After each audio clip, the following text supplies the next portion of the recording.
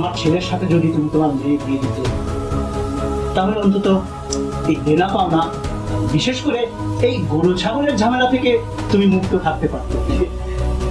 বাপটাও না খুব পুরনো কথা, যা হঠাৎ তো তা হয়ে গেছে।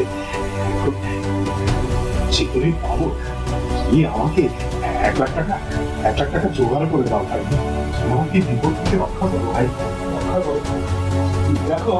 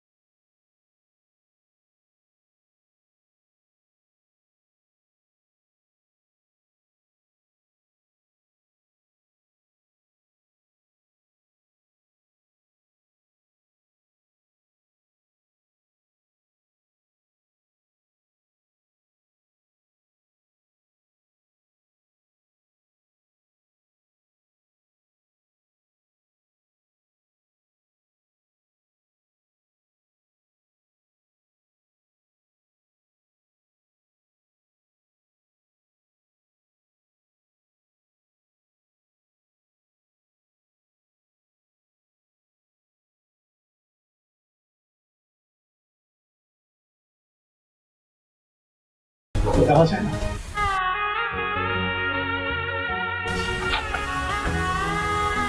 কোনোভাবে যদি একটা ব্যবস্থা করতে। হ্যাঁ, এভাবে হলে বিবেচনা করা যায়। হ্যাঁ হ্যাঁ, একটু একটু তাড়াতাড়ি করো। যে করে হোক আজ রাতের মধ্যে যদি টাকাটা পাই তাহলে খুব ভালো হয়। আরে না না না না, এই আজকের মধ্যে কি করে সম্ভব? হ্যাঁ, টাকা তো আর গাছের পাতা না যে ঝাড়া দিলাম পড়লো।